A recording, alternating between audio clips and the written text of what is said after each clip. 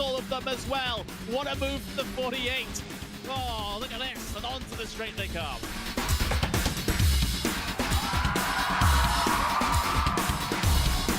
Brilliant move there from number 40 to make it through. That left-hander sliding up the inside, going up now over Hawthorne Hill, down Pilgrim's Drop, and it's brilliant stuff here at Brands Hatch.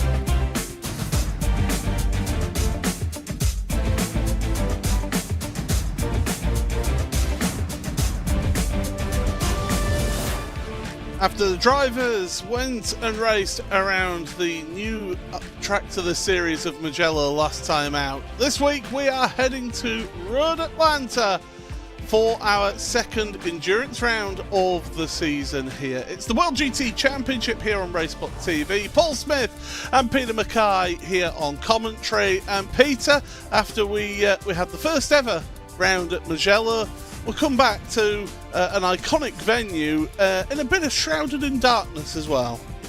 It is. Road Atlanta is really an old favourite for many. It's an endurance racing icon, home of the Petit Le Mans, and a perfect place to head towards the mid part of the season here in what's been a very competitive World GT Championship so far. And there you see where the championship is going. So this is the second endurance round of the season. Barber Motorsport Park next week before we have a week off for the new iRacing build. Nürburgring, Panorama, Monza, Belle Isle, Watkins Glen, and the season finishes off at Sebring at the end of April. And well, how do the championships stand right now? In Pro, it is Ross McFarlane who currently leads that one in his WSR Esports Bookkicker car, but only by 16 points over James Bume in the Altitude Esports car. And then a further 40 points back from him is Denis Grabowski, his teammate. So interested to see how those two work together for the rest of the season. Jack Sedgwick in 4th, closed the gap after his magnificent run last time out at Mugello. Then it's Ethan Critchley, Arthur Thurtle with Axel Sliptrovic, Anders Meyer, Alex Davidson and Michael Evdoka rounding out the top 10. Adam Watson is leading the Pro-Am standings for Altitude Esports Blue, although he's not here today, so this is going to be one of his drop scores here tonight. Ben Palmer, 2nd place for WSR Esports, and then it's the 2 Full Tilt V Motorsport drivers of Paul Webster and Michael Gray, with Andy Archer and Jack Osborne in the Atomic Esports team, under 100 points away from the championship leader. Mattia Catania with Jamie Rushworth, Simon Lersing, and Till Sommerfeld round out the top 10 in Pro-Am. In Am, it's Giuseppe Marcella, just 5 points clear in the ADX racing team car over Giuseppe Wilkins, that Full Tilt V Simsport car. Johnny Elia, 57 points off of the championship lead in that 11/10th racing team, is in 3rd, ahead of Andrea Coblini with Simon Andre Livingston, Kevin Stringer, Dan Blackwell, Josh Boot, Craig Jones and Stephen Koenig rounding out the top 10 in Am. The 9 Pro teams, well, there's just 6 points separating the WSR Esports Bookkicker and Altitude Esports teams, with Altitude Esports Blue in 3rd place ahead of WSR Esports. Racing Lab Esports ahead of Boots and VDS by Undercut, Olympus Esports, German Sim Racing Pro and Effect Simulations round out the 9 teams there. And then in Pro-Am, it's Full Tilt V Motorsport. They're currently 26 points clear of Atomic Esports in 2nd, with ADX Racing Team 3rd, German Sim Racing Am ahead of Freem UK, Full Tilt V Simsport, 11/10th Racing, SCCR Simsport, Nulvier Racing Team, and then Mystic M Sport round out the 10 Pro-Am teams. So, we're getting to the end of qualifying. It's starting to lighten up, so the sun is rising here at Road Atlanta. We're still not fully into daylight hours as the checkered flag comes out for the pro drivers in qualifying. James Bume in his Ferrari has got pole position at the moment, with Ross McFarlane. Well, he's, I think, on a lap down the back straight here. So can Ross do anything about this? Well, he needs to find just over a tenth of a second. That's not full chat. No, he's backed out of it. Yeah, certainly sounds like that. So we've pretty much got our grid set, and I mean, Peter, you've just mentioned it in our little commentators room here. The tightness of the grid here, all the way down to 23rd, is covered by less than a second. That's remarkably close, and from sort of 5th all the way through to 12th, that's covered by a tenth of a second. So just ever so slightest little error, or tiny little, even half an error, and you're 3-4 rows down the grid. It's so tight. What a racing prospect. And of course, with it being a short lap around here, one of the things that we're expecting to get more in play here is traffic management, because it is an hour and 45 minutes race. We've got 2 mandated pit stops. That traffic management is going to become a huge thing here. It will be, yeah, and finding clean air and finding the right kind of dancing or drafting partner is going to be really important to get the best out of this race. Making sure that you've got the tyre strategy right as well. You can put tyres on as the fuel's going in. Some people prefer to put new boots on all the time. Some people prefer to maybe keep them on and keep them up to temperature. That is something we'll keep a close eye on as the race progresses. Well, we get a full lap to pace here, so it gives us plenty of time to be able to go through our starting grid, and it is James Bume in that Altitude Esports car is on pole position by a 10.5 over Ross McFarlane in that WSR Esports butt kicker car. Jack Sedgwick in that Inex Racing Ferrari is on the second row. Alongside him is Dennis Grabowski. Eric Roseff is the first of the Pro-Ams with a sensational lap in that Racing Lab Esports BMW to find himself on row number 3 alongside Michael Evdoka. The fourth row of the grid is Michael Gray and Thomas Caviglia with Axel Slijeptrovic and Rafael Schiffer on the fifth row of the grid. Row 6 is Mattia Catania with Anders Meyer alongside them. Seventh row of the grid for Arthur Thurtle and Jamie Rushworth, Daniel Sedgley and Ethan Critchley then on row number 8, with the ninth row of the grid shared by Till Sonnenfeld and Andy Archer. Row number 10 is Jack Osborne and your leading AM driver here on the grid, Josh Booth. He'll be wanting to go a bit better than he has done the last couple of rounds. He's had a few errors and he'll be wanting to resolve that. Mark Hutchison and Paul Webster then on row number 11, with Ben Palmer and Jeremy Bonsardeur on row number 12. 13th row of the grid for Simon Andre Livingston and Jesse Payne Wilkins. Then Byron Crawford and Dan Blackwell on row number 14. The 15th row, Ben Cullen and Kevin Stringer.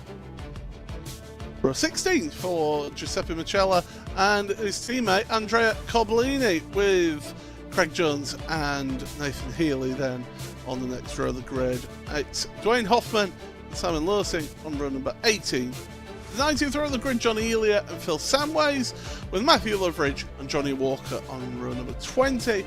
And the 21st row, all to himself, Stephen Koenig. So there we go, that is the grid. The drivers are just pulling away now here, Peter. The first thing I want to touch on is, with us being at 12 minutes past 7 in the morning in sim time, it's a clear blue sky, but look at that track temperature, just 18 degrees. That is going to go up as soon as that sun crosses over the horizon.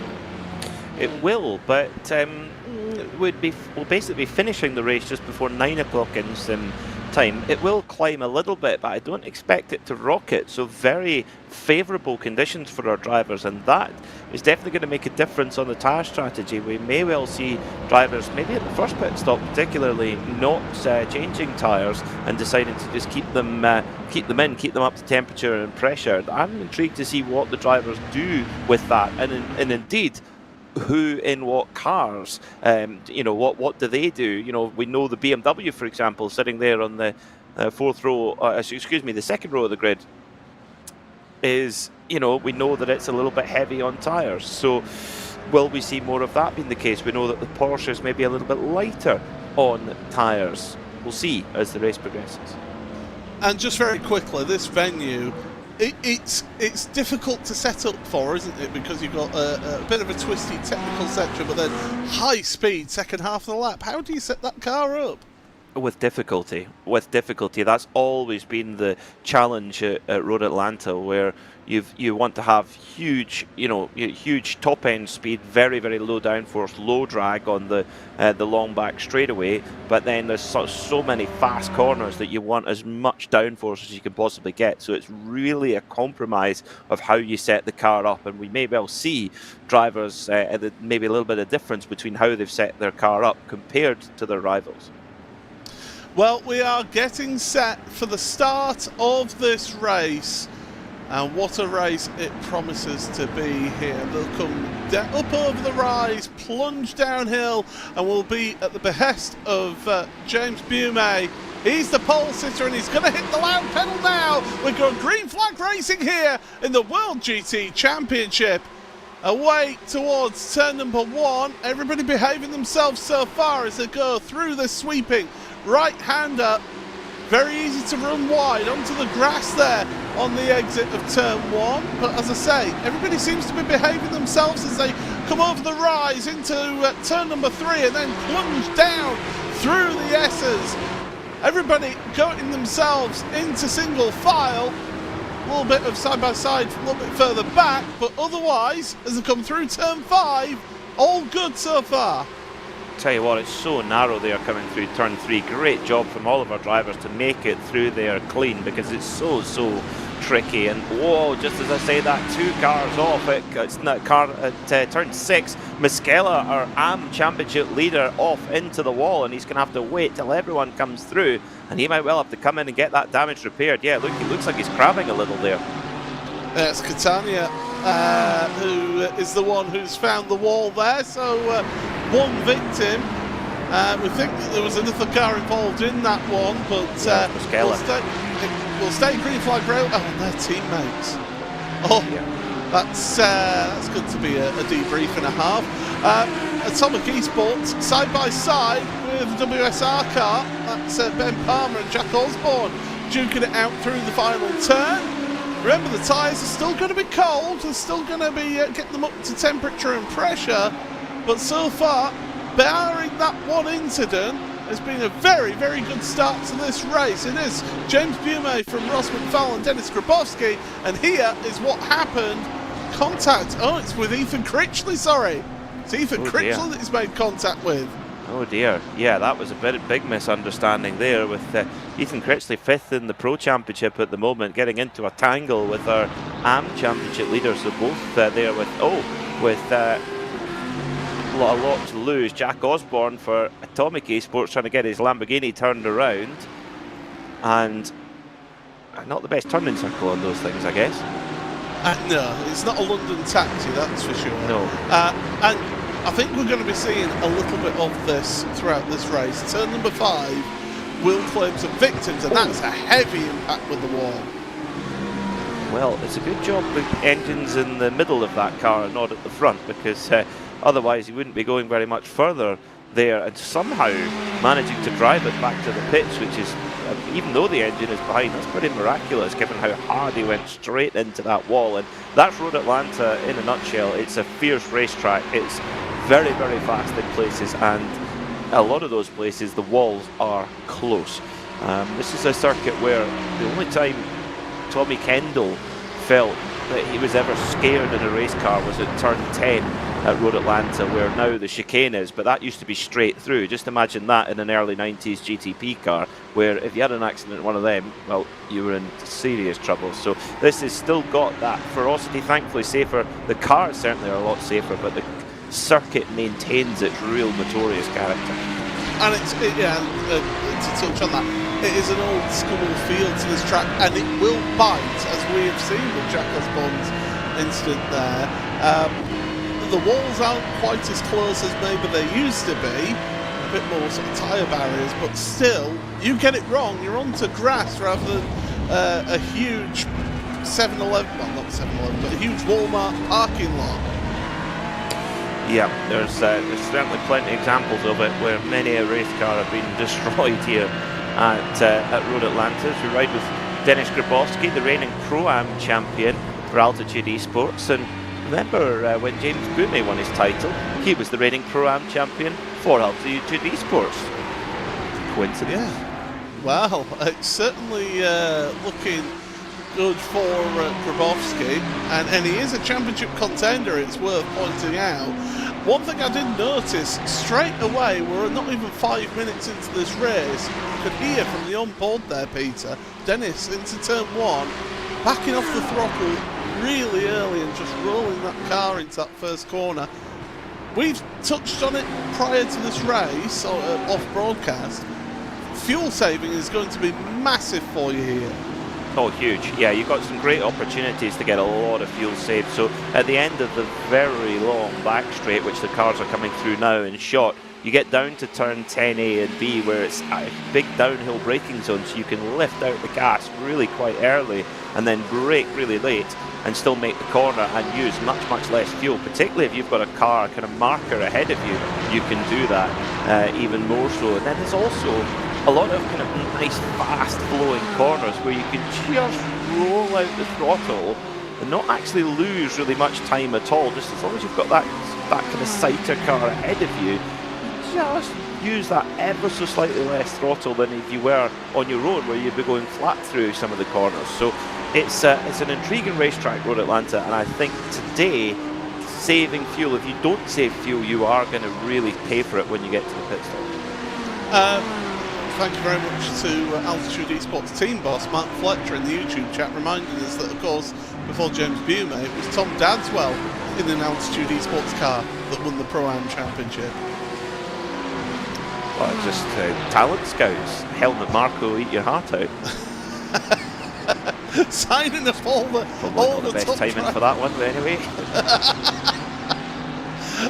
One thing I did just notice on this lap, moving swiftly on, is Axel Slijepcevic has dropped down the order a little bit here. We're focused in on him now. He was 8th. You can see that number board in the windscreen says 8. So that's where he was when he crossed the line. He's down to 11th, so something's happened out there.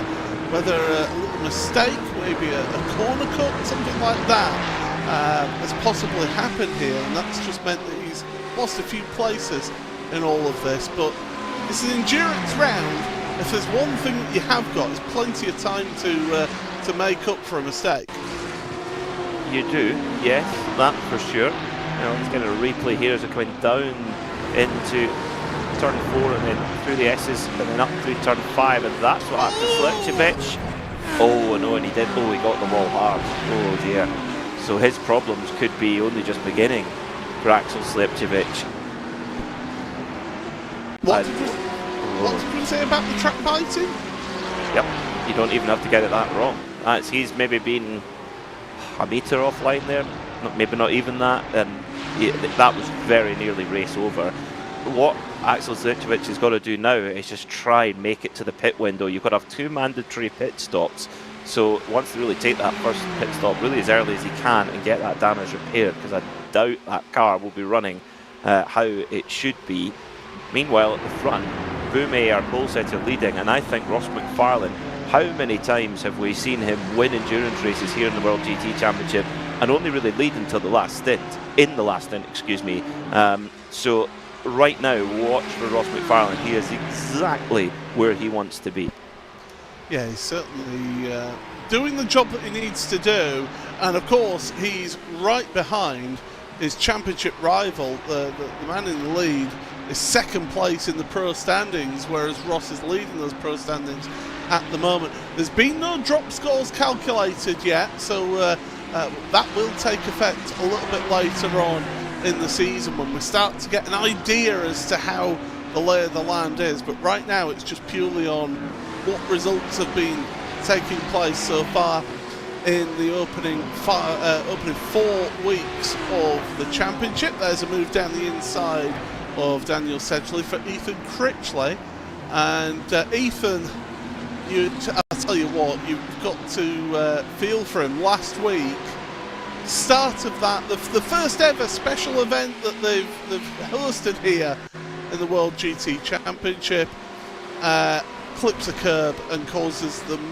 big one. Forget about Daytona, we had the big one.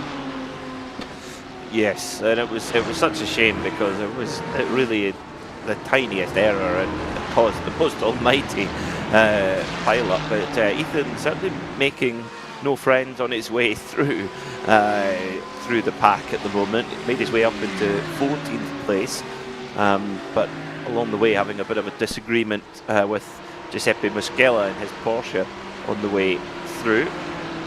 So you'll be hoping to tidy up. And one thing we have mentioned throughout the championship is incident points. Many drivers have had to serve drive-through penalties due to exceeding the incident point limit. They're handed out. Whoa! There's 4 incident points. Oh! That's Axel Slijepcevic then around into the wall, and it was Michael Gray that he was fighting with. Oh dearie me, Slijepcevic trying to recover after that big moment at turn 5 just a couple of laps ago, and well, he's trying to assess how the car is, see if he can reverse it, and to be fair to him, he's waiting until there's a big gap in the field. Let's see, trying to go too wide was Anders Meyer and Michael Gray, and Slijepcevic is there. And to be fair to Michael Gray, where does he go in all of that? Because Slijepcevic does. It's difficult to go too wide through the S's there at that speed. I will put that out there. Well, I'll put it out there. Where does Slijepcevic go? Yeah. Michael Gray was coming. Oh no, this is about much better angle. Side by side by. Yeah, I'm with you there, Paul. Yeah, that angle tells you all. I just carved in front of him. But that's that section of the track.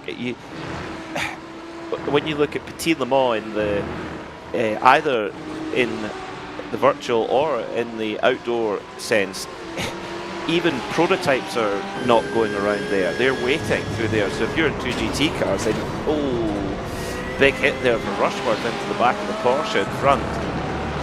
So that'll be a big hit for Rushworth, for Schiffer, for Michael Gray. Yeah, it's just huge stuff. He has been able to get going, has Axel. That's just important. Get that on replay. Because he's got, of course, he is the third driver in the Altitude Esports team. No, he's had to park it. He's had to take the third. It is important, though, for him to get back going and score points, because there's a very, very tight battle in the Pro Team Championship. WSR Esports butt kicker have 1,311 points right now. Altitude Esports are just 6 points behind, and Slipčević is on that team. So for his teammates, he really needs to get out there and just salvage anything that he can. Thank you to everyone watching so far on the YouTube feed.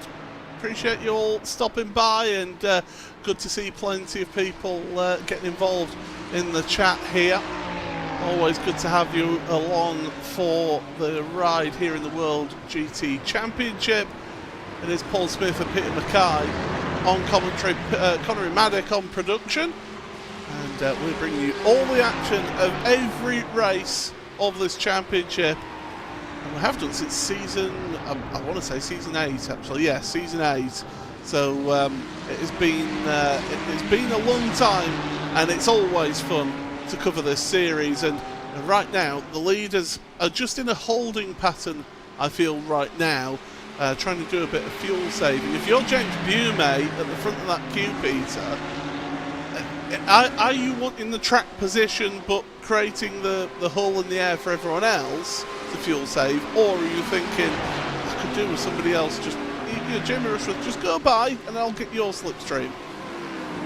Hard to say, really. I mean, what sticks out for me right now in that leading bunch is really very much the wild card in several senses. Eric Rosseth, who had a fantastic qualifying in the top of the Pro-Am class, he's there in 5th overall in the BMW, so he's surrounded by mid-engined Italian exotica, the Lamborghinis and the Ferraris. He's there in the big Beamer doing it for the fat guys, so big ups to him. I'm sure Eric himself is very svelte and not fat, but the car is...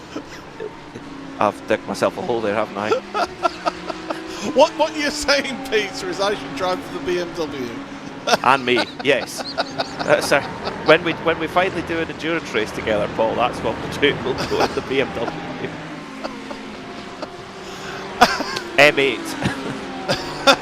Oh god, yeah, we need the full full M8 experience. You did touch on it there. Eric Rosseth, brilliant in 5th place right now, and he's there on pace as well. It's not like he's looked into that. His nearest Pro-Am rival is Michael Gray in 9th, who's leading up this queue of cars here that we're looking at. Josh Boot in Am, 16th place. So it's been a good, positive start to his race. He's up 4 places from where he started. This is good going for Josh. He'll be... I think one thing that he'll probably kick himself over so far this season has been his lack of consistency in being able to convert a pole position in to a good result. Well, I think he'll come into this round full of confidence because he had a double at Imola last week. At Mugello, wrong part of Italy. 2 wins at Mugello last week, and remember, he switched car this season. He used the McLaren last year and has switched to the Lamborghini, and clearly really getting up to speed with that car now. And he still is out with of the top 5 in the championship points, but he'll be hoping to keep the form going that he's going. Hello, Stephen. Stephen Carroll. Oh, it's quite a comfy chair he's got there. Yeah, bed sheet over it. I think I had those bed sheets. IKEA number, very nice. other stores are available. Yes, other Swedish flat pack furniture stores are available. Yes, absolutely. Stephen, of course, racing from South Africa, getting a little bit sketchy over the curbs as well. It's great that all the way up and down this grid there are drivers who give us their view and their webcam view. One thing I did discover, Peter, actually, is that the production feed that we see, they actually get to see that in the Zoom call. So yeah, he's been giving us plenty of messages, but it's always good to see these drivers, because it's good to put and right up and down the grid, not just for the pros that we me and yourself, Peter, will commentate on week in, week out. Yeah, but everyone knows those people from the various championships. It's good for those who aren't at that level to put a face to the name. I think it only adds to the experience, and it's something that we can't necessarily do in the outdoor world of racing. You've got a helmet on, a visor, etc. So sometimes in sports car racing they'll drive with the visor up and you can see their eyes, which is very telling. But here in the sim world, we can see everything. So it's definitely it's great to see the different setups. I mean, Adam Hedgecock, he's got a fish tank in the background. Yep. So, there, try and beat that, guys. Oh, also, if you bonus points if you're wearing a pair of 3M sim racing gloves as well. Yes, absolutely. Of course, long-time supporter of this championship is 3M, let's not forget, along with Simutech. They joined us a couple of seasons ago, and they've continued their partnership, and it's been long-term partners.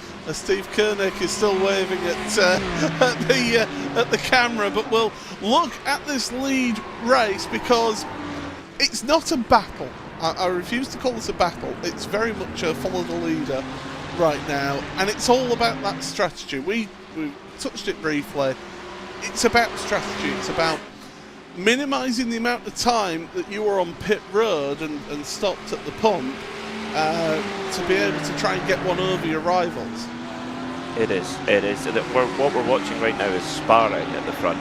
They're just figuring one another out. Even in this phase, you'll be able to figure out where your rivals are stronger, where they're maybe not so strong, and bank that information for later in the race. Josh Boot is under a lot of pressure here. He's got Till Sommerfeld in the Porsche right in behind him. Mark Hutchison there also in the Altitude Ferrari with the bright pink wheels. You cannot miss that out there on track. But Josh doing a good job right now, considering the several drivers that are queued up behind him there.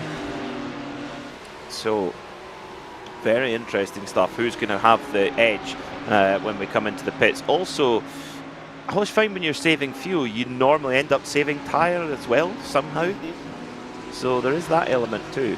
Well, you're not putting the energy through with the braking, are you? You're not giving it a full quali run, absolutely mashing the brake pedal as hard as you possibly dare at the last possible minute. You're rolling off the throttle, letting the aerodynamics slow the car down to a degree, and then applying the brakes.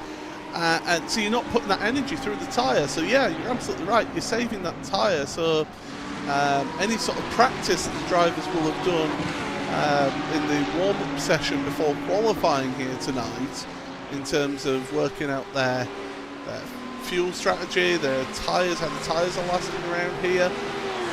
They might actually find that they get to that first pit stop and the car feels fine actually. I think we could well see that, particularly with the low track temperature in this early morning race. Usually a 10-hour race here at Road Atlanta, the Petit Le Mans, where they finish in darkness, start in the daytime, finish in the darkness. We're doing it slightly differently. We're starting early in the morning and finishing mid-morning, time for a flat white afterwards and a nice bit of lunch, possibly. In sim lunch take us to about 9 o'clock, wouldn't it? So flat white o'clock. A late breakfast, if anything, into an early brunch. Yes, and if this were a Creventic race, which now Creventic should go to Road Atlanta. There's an idea. Then you'd have a pint of ice cream for your breakfast. Oh my goodness! Oh, when I saw that guy pull out the drinks cup and stick it under, I was like, why didn't I think of that?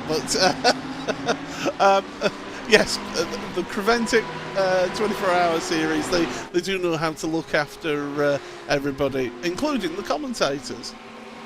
Oh, we were very. I've never eaten so well over a race weekend.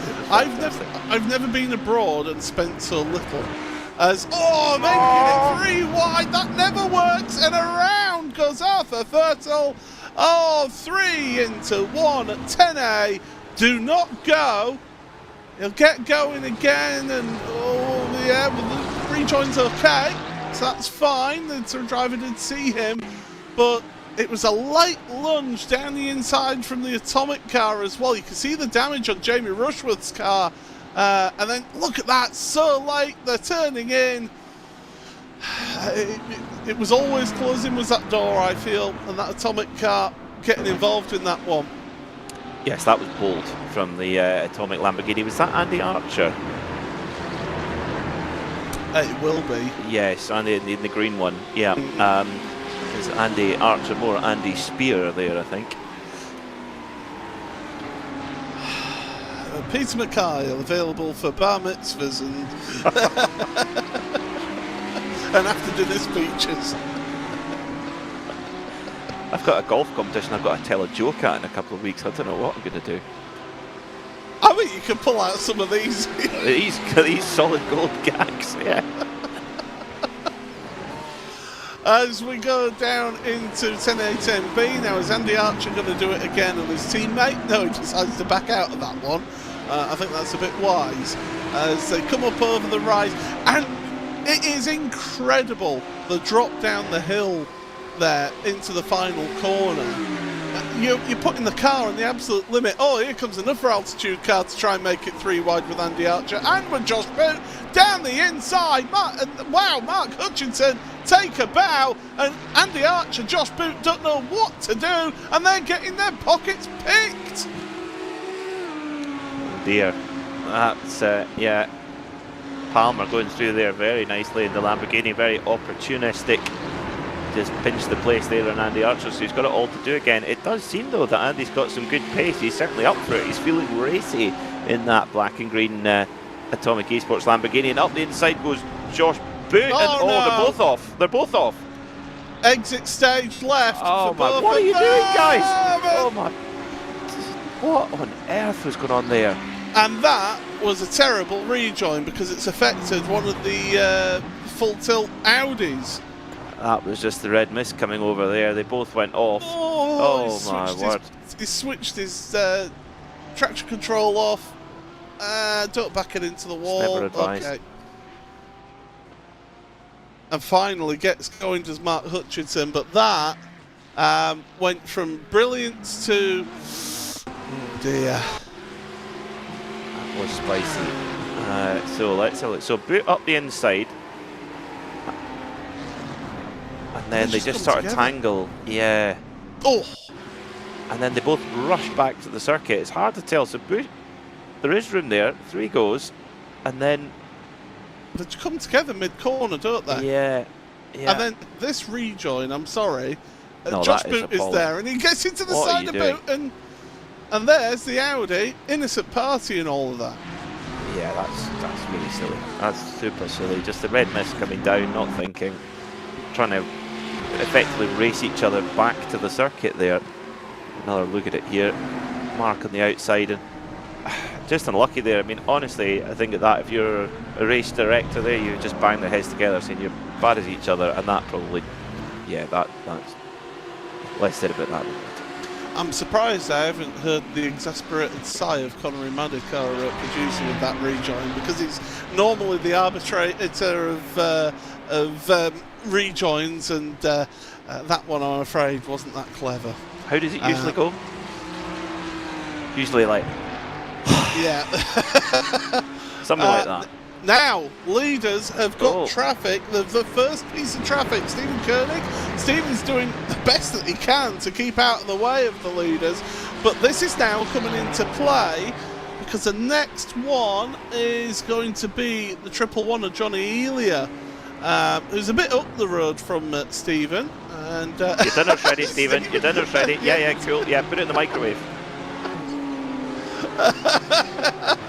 I think Stephen's just delighted to be on television. He's like, through you go, guys. I'm fine. I'm getting more TV time than you. Well, I mean, to be fair to him, he jumped out the way in the S's. Me personally, I'm waiting until after the S's to let the leaders through, but that's just, there's a reason why I'm sat here in the commentary box, isn't there? Yes. You didn't need to say that, Peter. You could have said no. I'm only saying it because I'm in the same position. James Boumé led the race very nicely, running the pace, managing the pace, knowing that. And the thing is, he'll be starting to get a little bit frustrated now. He'll be thinking, oh, Ross is right behind me, saving lots of fuels, probably saving a bit of tyre as well. You know, Lamborghini's pretty handy on tyres. You know, it's a naturally aspirated engine, so a little bit less aggressive power delivery, more power up the top end, whereas the Ferrari a little bit the other way around. It's a turbocharged engine, of course, in the Ferrari, so maybe you could argue that the Ferrari is a little harder on tyres, possibly, but let's see as the race progresses. And of course, don't write off Jack Sedgwick, who's been there in that queue, just in 4th place, just keeping quiet. But remember how much pace he had last week at Mugello. Yes, absolutely. Had the pace there. Now, it's going to be all about the strategy, and to be honest, with the amount of fuel that Ross will have been saving here, he'll probably be able to do 2 laps longer than James Boumé if James hasn't been backing off the throttle at all. Well, I think there's definitely going to be a big difference in the fuel that they've used. The question is, what's Grabowski got up his sleeve, and indeed Sedgwick, and also if you're, dear me, if you're the 284 BMW of Eric Rossith, you are in dreamland right now. You've been pulling away with that leading group. Your nearest competitor is Michael Gray in 10th, 16 seconds back on the lead. So for Rossith, he's just in the perfect position, and he's probably doing a good bit of fuel saving in there as well. Yeah, it's. I mean, you look at that. I mean, we've not really touched on the second group that much, but it's. You've got Michael Evdoka, then Cavalier. You've got Anders Meyer. Ethan Critchley's dropped. Well, he's been working his way through his Ethan, hasn't he? Because he's up 7 places from where he started. And then you've got this gaggle led by Ben Palmer down in 14th, Andy Archer, Till Sommerfeld, Paul Webster, Jeremy Bussandeau, Josh Boot at the back of that. So we seem to be having a few groupings of cars out there, and a lot of people thinking that long game, the long strategy game. We've still got an hour and a quarter to go in this race. We're nearly at half an hour into this race. We're looking at pit stops in around about 10 minutes, aren't we, Peter, with how the fuel's been? Yeah, 10 to 15 at a push. I think Ross McFarlane in the Lamborghini may well be able to push it if he wants to all the way to the hour to go mark, because the fuel limit is 73%. Usually, give or take, a GT3 car will do about an hour, but the fuel usage, I would say, for someone in Ross's position, tucked right in behind Boumé there, he'll be doing a lot of lifting and coasting, so that could push the fuel number up a little bit. So we'll see how deep they go into the stint, and whether Ross decides to come in at the same lap as Boumé and then go for a little jump, or does he just keep going and keep pushing? That's the question. And what the other two behind do. Now, are they gapping Rossith a little bit here? Yes, I think they are ever so slightly. So Rossith may be just struggling to hang on to the coattails, but remember, he's in the Pro-Am class and he's trying to hang on to the creme de la creme of the pros. and deservedly so. Oh yes, well. I mean amazing. Oh, now we've got a pit stop for Jamie Rushworth as there's a full tilt car at the side of the road. Taking the tow back to the pits is Dwayne Hoffman, and that has got some significant front end damage. I think we can say that Turn 5 has picked up another victim here, Peter. It has, and this could well be a typical Audi. Oh, Audi R8 crash. It's the Audi's is. It's a fast car, but oh, if you just take the slightest liberty with it, it will rip your head off, and that's exactly what it did there. It's a nervous car. It is quick, but if you've really got to be on top of it, and just got away there from Dwayne Hoffman. Not necessarily the best day yet for Full Tilt V Motorsport. Of course, one of their cars involved in that little mess up there at turn 7 with Josh Boot and Mark Hutchison returning onto the circuit at the wrong moment. But their other driver, their kind of lead driver, if you like, Michael Gray, running in the top 10, so a mixed bag. Peter, do you want to hear some interesting stats from the Paul Smith Silver Salvo 5 laps? Do I ever? Yes. Who I've been waiting all day. do you think is the quickest 5-lap average pace at the moment in the top 10? Michael Adoka. Wrong, it's Anders Meyer, averaging at 118.178 compared to the leaders 118.227. And the rest of them are all in that queue are pretty much matching tenth of a second. The leader is Till Sommerfeld is now dropping down the order, and I see a yellow flag down at the S's for car 19. So drama for Till in that German sim racing car, and he's in the gravel at turn 5. Let's see what happened to him then. Coming down the helter-skelter here at Road Atlanta, up over the curbs, and oh, straight into the wall. Oh, well, till next time.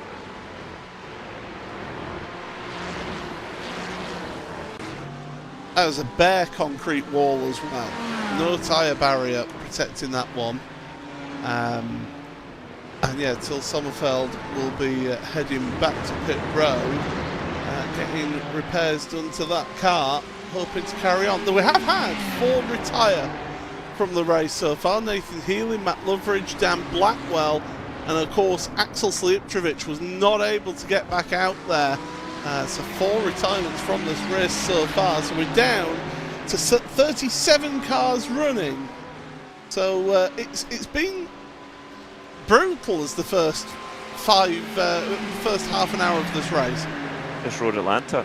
Road Atlanta. It's a challenge. That's why when you nail a lap here, it's so satisfying. The drivers love it, and they. You know, you listen to a lot of the drivers that race in the IMSA WeatherTech Championship, and they talk about the tracks here in America. Road Atlanta really epitomizes that style, and they talk about how if you get it wrong, there is a consequence. You can't just run off and drive back onto the circuit. If you get it wrong, it's usually race over here. So it's a serious place to go racing, and the drivers absolutely love it in both outdoor and virtual competition. Johnny Elia did a very smart thing there. The leaders were coming up behind him, and he pitted. That is actually very clever to do. If you're in that pit stops window and you look in your mirrors and you think, the leaders are going to get me either this lap or next lap, that's a bit wide from Dennis Grabowski through 5. But if you're towards the rear of the field and you see the leaders coming up to lap you, you know you're going to get slowed down by those leaders, so why not pit? Great decision to do that. Yeah, just move out the.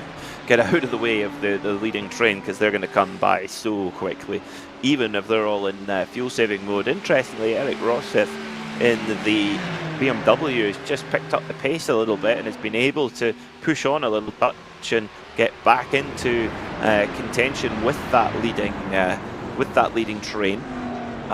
So that's good news. That's great news for him.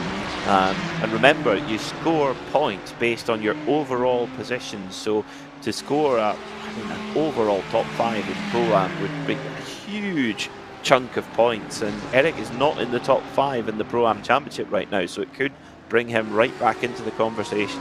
You can tell the leaders are getting towards a pit stop window because they've suddenly picked up the pace. They've gained an extra 2-3 tenths on a lap by lap pace, so they are pushing on now towards their pit stops. Meanwhile, further down, Kevin Stringer, Craig Jones and Simon Lersing out there on track, and Josh Booth has suddenly jumped up to the top of our standings. That usually means that something bad has happened. He's back down in 16th, so I wonder if that was just maybe a little bit of a glitch with the server or something like that, or his connection could well have had a little bit of an issue, but he is definitely out now. Stephen Koenig trying to get out of everyone's way and getting all manners crossed up there. That was a bit of a moment there for Koenig. Well, I hope maybe I don't know if we caught that on the Koenig cam. But I bet that was a few bit of arms and elbows. I think we've got to make that a thing at every broadcast. Hashtag Koenig cam. I know we've not really touched on it, but I want to bring it up here. Incident points. Are we getting close, are we? We've got 21 incident points. Oh, no. There's still a comfortable margin at the moment. But you think we're, what, an hour and 8 minutes remaining in the race. 21 incidents is what you can take for, well, once you hit 21 you get a drive-through penalty, so it's going to be intriguing to see if some of those drivers carry on accumulating and get a drive-through penalty. It's not the best pit lane to have to serve a drive-through penalty on either, because that pit entry is a bit awkward. It is awkward, yeah. I mean, any drive-through penalty is seriously punishing, and it is easy to pick up the incident points here, particularly turn 3 at the top of the hill. You can easily break track limits there and get an incident point. Even at turn 10AB, you can do that as well. So you've got to be careful, and we've seen a few bits and pieces of contact. That's where you really rack up the incident points quickly. You get 4 incident points for heavy contact with another driver, whether you're at fault or not. So with only 17 for the whole race, if you get 4 in one incident, that's not so pleasant. Now, you mentioned we're picking up the pace at the front, Paul, and that's quite telling, because it seems when the top 4, when they want to just drop the hammer a little bit, look at how they've dropped Eric Rothus ever so slightly. Yeah, I mean, the last laps, 17.906 for Bume, 17.928 for McFarlane, 17.882 for Grabowski, 17.937 for Sedgwick, and an 18.323. So losing a good 4 tenths there is Eric in 5th place. And I think that's just maybe showing the difference between those pros and a Pro-Am having a really good day. Yep, it's that's what it's all about. So Giuseppe Moschella in and taking tyres there at the first stop, as was Michael Gray. So now been going for, including the pace lap, coming up for 40 minutes. So you're going to be getting towards the end of the fuel tank. I think we get around 45 minutes, maybe ever just slightly above 45 minutes with the limited fuel cell that we have, a 73% fuel cell in these cars. And the leaders are catching up to a chunk of traffic as well. Ben Palmer, Raphael Schiffer, Jamie Rushworth, Michael Gray. Early pitters. Yeah, so the early pitters, they're catching up to them. Is this where, if you're the leader, you sort of think, right, I'll take the pit stop a few laps earlier than I planned to do, just purely because of the traffic? I think that you have to make that decision, yes. I think if you've got a big string of traffic up ahead of you, you are going to make that decision rather than fight your way through and take any risks. So let's see. It's frustrating for those front drivers, because this is now when the car is really at its optimum. The fuel load is right down and it's really flying. And I don't think the tyres will be worn too much. We've seen everybody else. So McFarlane saying, no thanks, I don't want to get involved in that traffic. How pivotal is that going to be? Well, here we go. Rosseth in too. Yeah, so the two altitude drivers deciding to stay out there along with Jack Sedgwick as well. We have seen this from the altitude esports drivers before, that they do like to go long on their stints. So the leader, who's been in the lead from the drop of the green flag, James Bume, 31 laps led so far, and he's been forging a path at the front, creating that hole in the air for the drivers behind him to be able to fuel save, and yet he's stayed out there, whereas Ross McFarlane, it is a case of, did he just see that traffic and say, yeah, no thanks, I'm bailing. Interesting point, Ben Palmer, who's in front of Bume now, is Ross McFarlane's World Sim Racing compatriot, but Ben does do the right thing, gets out the way. Just just Bume getting through there. That's good sportsmanship there. I was thinking the same as you, Paul. Does the WSR Esports Lamborghini make the team's rival life a little bit more difficult? But no, there was nothing like that, and indeed lets Grabowski and Sedgwick through. Great sportsmanship there from the WSR Esports crew. And actually, look at Bume really starting to drop the hammer now, and McFarlane actually come out into a little bit of traffic of his own, so has the advantage that McFarlane will have built up in that first stint with using less fuel than everyone else, or seemingly more than the leader. Is this going to come back a little bit possibly? Critchley and Sedgley, the latest two onto pit road. They're deciding that now is the time for them to make a pit stop, along with Jeremy Bossondeau. So McFarlane's not got to worry about overtaking those three drivers at this stage. About 42 seconds is the gap between the leader and Ross McFarlane, and when you look at Ross McFarlane's cone-to-cone time, it was 44 seconds. Ross could be in a very, very good spot right now. It's very, he's certainly gone for a lower amount. If Rothfuss went for 30.9, excuse me. So, so Grabowski is staying out. James Bume, our race leader, comes in, as is Jack Sedgwick. So, it's all different strategy here. So is Grabowski the man who's nailed the fuel game? Well, there's only one way to find out, and that's sticking around, folks. This is one of those slow burners, and tyres being taken for both of them, so they're deciding that they want some fresh boots on their car. And well, seeing as the fuel gets done whilst the tyres are changing, why wouldn't you do that indeed? Here comes Ross McFarlane then, through the final corner. Where's he going to come out compared to James Bume? Bume's still sat still. Now he gets away. He's on the inside of turn one, but McFarlane's going to go around the outside and get the jump over James Bume. And that's a net positive for Ross McFarlane.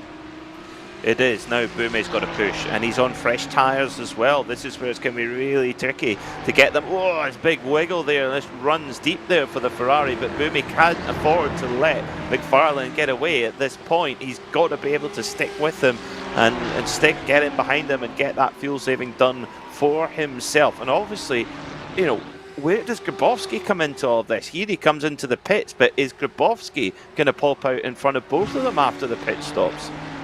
Do you maybe fuel Grabowski 2 seconds less? Yes. And get him out in front of Ross? Yes, you do. That was how Porsche won Daytona this year, by effectively watching the Whelen Cadillac and just yanking the fuel hose out and saying off you go and save the fuel that you have to, and then we've won the race.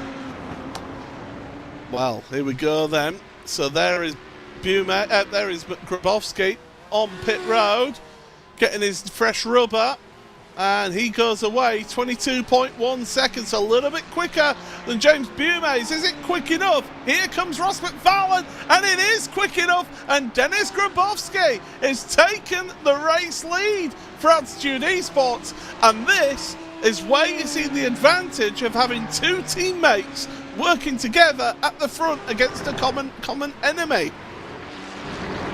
Tell you what though, it's interesting as in who's got what in terms of their pace. I mean, Sedgwick has got a bit more fuel on board, but he's lost the leading train now. So Sedgwick has he made a bit of an error there by maybe taking too much fuel on? Sounds ridiculous, but he's lost touch with the leading bunch. Now, what does Ross McFarlane do? This is the question, because you look at the fuel that they took on. McFarlane took on 22.5 seconds of fuel. Grabowski, your leader, took on 22.1 seconds of fuel. So not that much less. So he's there on merit. It's not as if he's really short fueled to get that track position. He's there. In terms of Bume, he's got 23.4 that he put on board, but he definitely used more in that opening stint. Yeah, he certainly did. Oh, wide from Grabowski. Oh, McFarlane got on the brakes. I don't think McFarlane, as part of his strategy, as soon as he saw Grabowski in front, I think his strategy was very much right. Same as Strat 1, just sit behind, fuel save, and get the shortest pit stop to finish off. Grabowski. Oh, there was a car off to the side there. I think that was our AM leader, Muskela, in the Porsche, off at turn 5. How many times have we said that today? Turn 5 has bitten so many drivers. Ah, what a shame. What a shame. Is it not Mattia Catania? His teammate? Ah, so it's car yes, 4. Looking at my track map, potentially. That is Catania, excuse me. Yes, excuse me, it's his teammate, correct. So yeah, it's been intriguing to see how that goes. Here we go then with the replay, and turn number 5 says, "Oh, I'm a bit hungry. I fancy some Porsche for tea." Bang! Into the tyre, hit the tyre wall rather than the concrete wall, but quite frankly, that'll still mess up the front end of your Porsche. Oh yes, it will. Straight to the body shop, unfortunately. Not pitting though, that's bold. He's not got the mechanical meatball warning flag. It looks like he's actually he's up to an okay pace there too. So maybe just going to try and survive until 45 minutes to go, where he can get the fuel in and not take any additional pit stops, as Paul Webster makes his way past Ben Palmer with seeming ease there. So Ben Palmer taking it steady, maybe wanting to try and tuck in behind and get a bit of fuel saving done. This has definitely been a really tactical race, given how much of an opportunity there is to fuel save here around Road Atlanta. It's been an intriguing race. After the first pit stops then, let's touch base with how things stand as we go into the last 56 minutes of this race. Dennis Grabowski is your race leader for Altitude Esports, ahead of the WSR Esports butt kicker car of Ross McFarlane. James Bume, who led 32 laps of this race at the start from the green flag for Altitude Esports, he is in 3rd place right now. In Pro-Am, it is Eric Rousseff who is leading that one for Racing Lab Esports. He is in 6th place overall, ahead of Michael Gray. Of course, race winner this season is Michael in that Full Tilt V Motorsport outfit. He's in 10th place here today, so losing a chunk of points compared to Eric. And then the 3rd place Pro-Am is Jamie Rushworth in that WSR Esports car, that Porsche that we're seeing on screen right now, involved in a race with Raphael Schiffer for that 12th place. So that's how your Pro-Am stand. In your Am, it is still Josh Boot who's leading that one for the Atomic Esports team, and that menacing Lamborghini, currently in 18th place overall, leading Am, just 2 places ahead of Simon Livingston, who is the side by side for 2nd place, McFarlane Bume.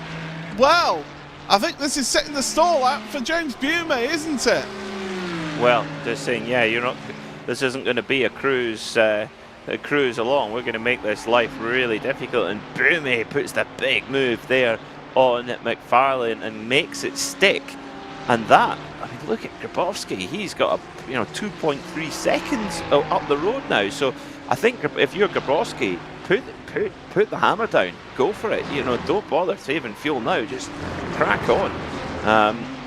For Bumi, maybe going to be a little bit different as McFarlane having a bit of a flash of the lights. Yeah, sure. I don't think he'll have been too pleased with that move, but it looked entirely fair for me. Yeah. It's not tiddlywinks. Yes, absolutely. Yeah, it's certainly it's a non-contact sport, but you can be forceful with overtakes and be opportunistic. I'm just going to finish off with the arms as well as listen to the. He's not lifting and coasting that much as Ross here. I think he realises that James might be thinking, right, hammer down to try and get away, and Ross is trying to stick with him. Yes, Simon Andre Livingston for the Racing Live Esports team, second place in AM, currently in 20th place. Then in 22nd, a further 2 spots back, Byron Crawford for the 11th racing team. So that's the top 3 in each of your classes of driver. And if you are wondering how to keep an eye on the different classes of driver, the left-hand timing tower there, the green numbered cars are the pros, the orange numbered ones are your pro-ams, and the blue numbered ones are your ams. And we've got a change of position. Daniel Sedgley moving on Michael Gray. So the Ferrari goes through on the Audi. Audi, the most successful manufacturer here at Road Atlanta, the Petit Le Mans, 9 wins in a row. Audi had here with the R8 and R10 prototypes. Unfortunately, a little bit quiet in terms of presence at all in American sports car racing over the last little while, but certainly you can't say that about Ferrari. They've certainly very much present at the moment. And Webster going through there very nicely. Sedgley, excuse me. You said, Dennis Grabowski, now's the time to put the hammer down. Not this most recent lap, but the lap before that, set the fastest lap of the race, a 17.654. He's getting the hammer down. He got to. And I think Bumi's trying to go as well. I think he's trying to break McFarlane here and to say, right, no, I'm not going to soft throttle this. I'm on the move. And look at quite a lot of traffic up ahead, which has just hampering Grabowski a little bit. So this is not what Grabowski needs to get held up there as they come through turn 8 and then through the absolutely flat out run of turn 9. Oh, someone off in the background there. Oh no, it's the camera angle. Oh dear. I was like, someone's had a serious brake failure there. Oh dear. Peter Alice, eat your heart out. Grabowski making the move there on Craig Jones, putting a lap on the driver there of Craig Jones for the SCCR SimSport team. And Grabowski now that he's cleared the other car as well that he was trying to work his way through, it means that he's able to try and just focus forward and get the lap times in. I mean, we say that it might have cost him that. He did a 17.9 with Dennis Grabowski last lap whilst getting caught behind traffic, but James Bumi 17.7. Wow, so the pace is ratcheting up now that these new tyres are up to full temperature. Now, interestingly, looking at the pit stop times, it seems that from that leading bunch, you look at McFarlane 22.5, Bumi 23.4, Cedric 25.1, Grabowski 22.1. That's seconds in the pit box. That's enough for 3 tyres. It's not enough for 4. Whereas Rossith in the BMW 30.9. I think Rossith had to take all 4 tyres there. It does seem that way, but does that mean then that saves him having to change any tyres in that final pit stop. Well, quite possibly, but we just know how heavy that BMW is on tyres, and of course it's not as if he's got extra fuel on board, because 30 seconds would fill up 100% of the fuel tank, but there's only 73% of a fuel cell to fill. As we look, he's not got the bladder capacity, and that is what they call it. They are a bladder, yes. Because they're not in most motors racing now, Form's motor racing. It's more of a Kevlar bag, isn't it? Rather than Kevlar bladder. Yeah, that's what you need on a long journey, isn't it? A Kevlar bladder. Yeah, but once it reaches a certain point, it can't expand anymore. Anyway, as we look at 10th, 11th, 12th, and 13th all together here. And Daniel Sedgley, he's been quietly going about his business, up 5 places from where he started. So Daniel, he's been moving forward, making moves there in his car. It's normally a very colourful Olympus Esports car, is that, but not so today, as Michael Gray running that a little bit wide, and that's giving Jamie Rushworth an opportunity to the outside of turn number 6, and he's staying there, which will compromise Gray's run onto the back straightaway here. Yeah, just couldn't get out the corner there, and Rushworth's right on his boot lid now in the Porsche, trying to get a bit of a slipstream, and Gray pulls to the left-hand side then to hold his position, and Rushworth's going to go right all around the outside, side by side they are, down towards turn 10A and B, and Rushworth's got it done using the braking performance of that Porsche to make the move. Yeah, so moving through and into position goes Jamie Rushworth then in that WSR Esports car, and that Porsche sounding beautiful as they go through the start and finish section of this track. And now you can see behind, Schiffer is getting held up a little bit by these two.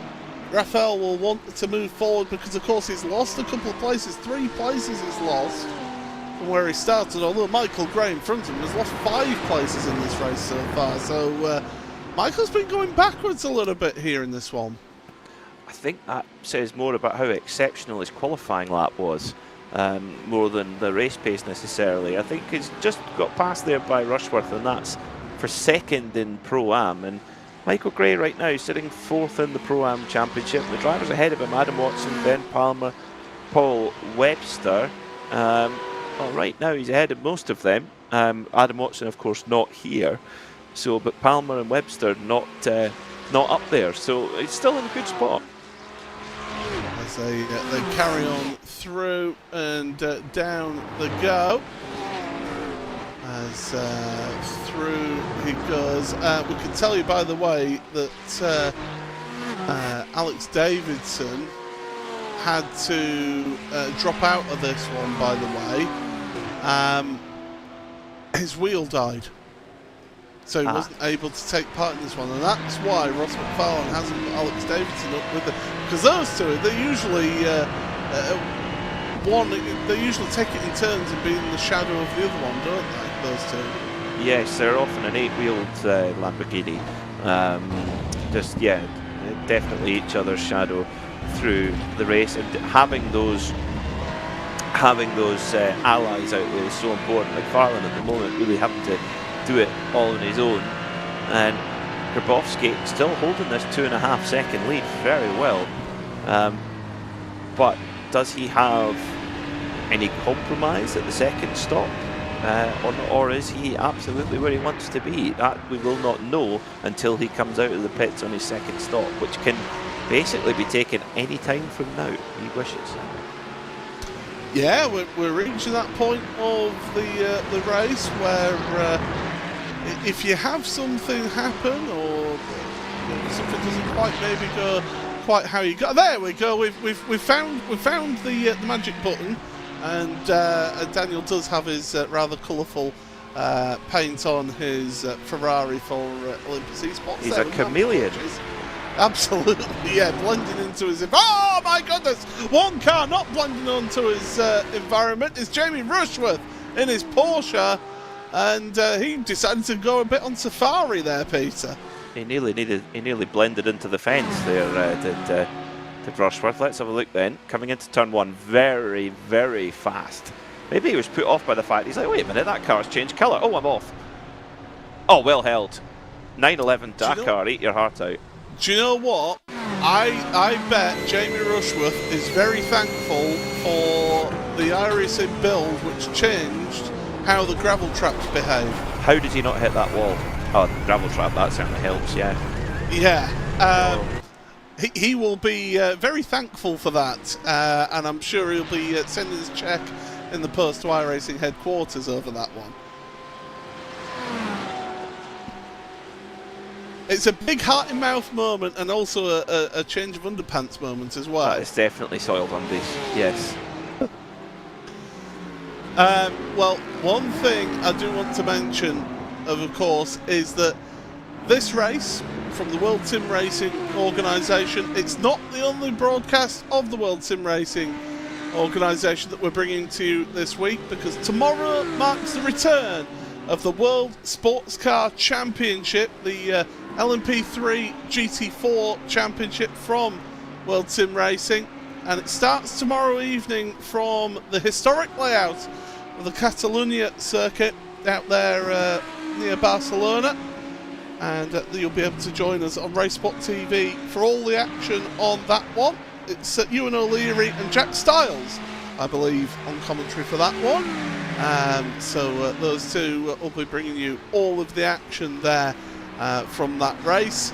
And yours truly is not racing in that one, as there goes Mark Hutchinson again. Oh, it's not been Mark's day at all, unfortunately. And yeah, back into the pits he goes. Let's have a look then. It's another altercation with the purple car with a 5.2 litre V10. Strange coincidence, I know. Ooh. It's Phil Samways who's on the outside. Mark Hutchinson on the inside into turn one. Now, is Mark expecting Phil to go all the way out to the curb there, and he's just drifted his car out? I think you've got there was the car was had enough load off it there to be able to tuck in and be a bit tighter.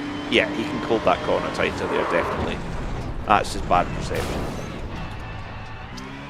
It's not been Mark's day at all, no. has it? No, not his usual best. Normally he's very, very quick, very, very consistent, and has picked up several championships with that approach. So yeah, one to put in the filing cabinet, lock it away, and forget about it. Yeah, it's we've not mentioned it today, but it's suboptimal. Is that one? So leader Dennis Grabowski is holding that gap at the front to 2.6, 2.7 seconds. Fluctuates that little bit. His pace, last lap 17.8 compared to James Bumay's 18.3.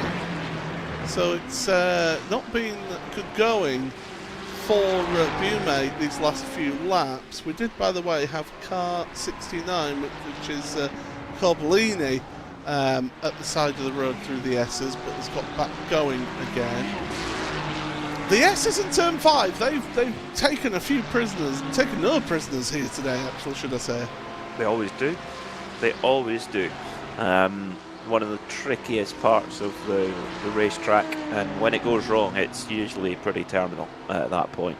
You know, you're going there, you've got the cars back, forth, and then just on the exit here, it can just go wrong so easily. You can just think I've clipped my line exactly where I want to be. You hit a big bump, and all of a sudden you're spearing straight towards the wall on the left-hand side there. So it's super, super tough, and a lot of drivers have come a cropper.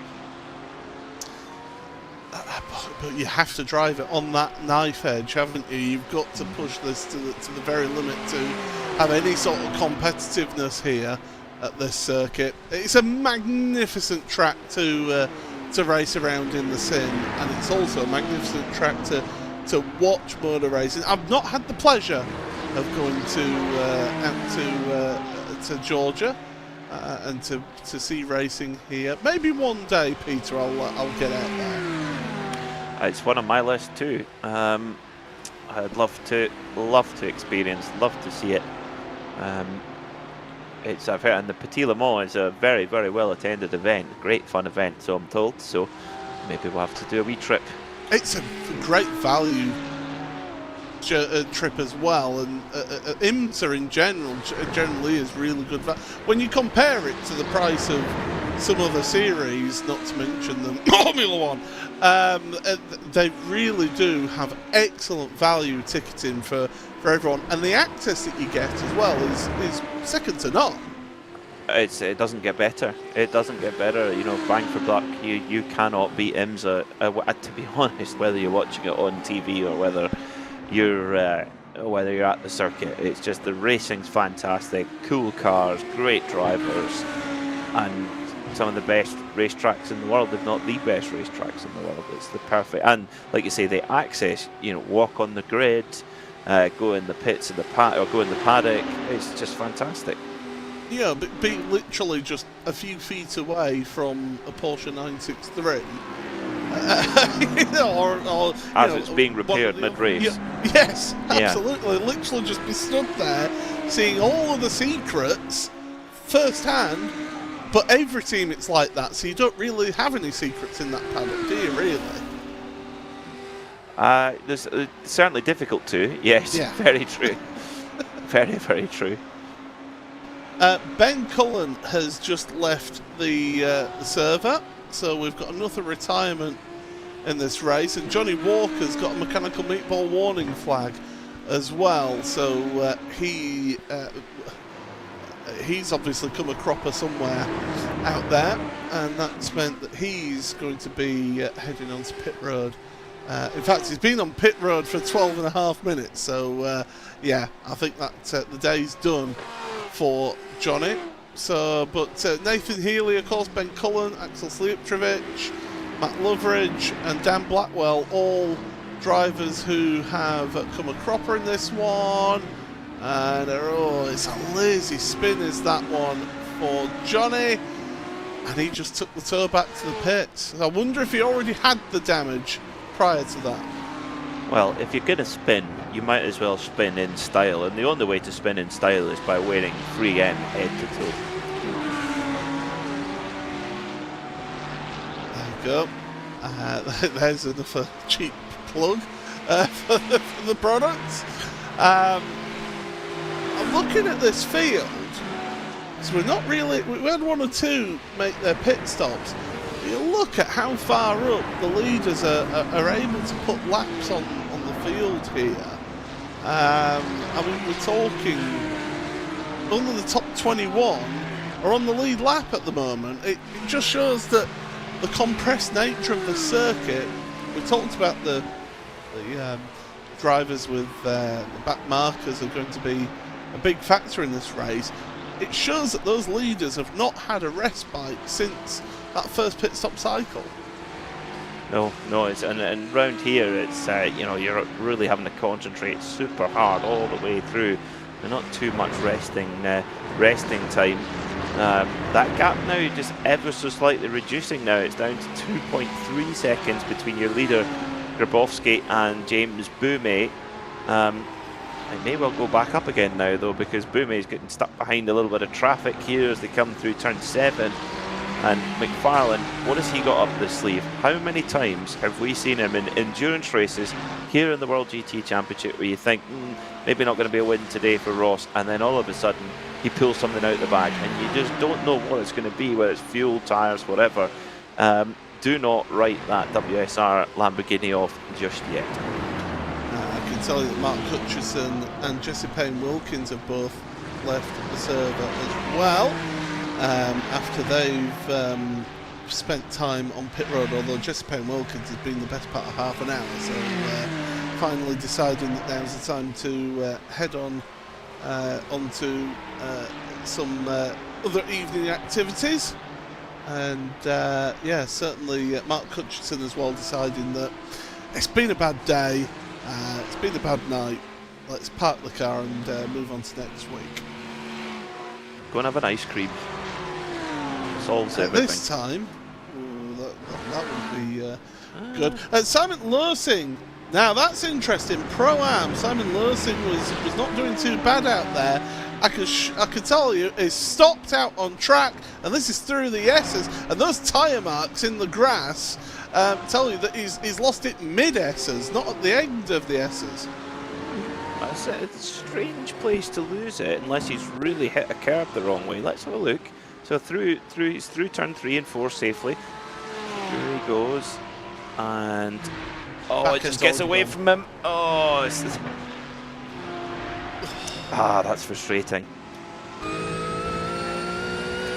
This will be the telling view right here. There.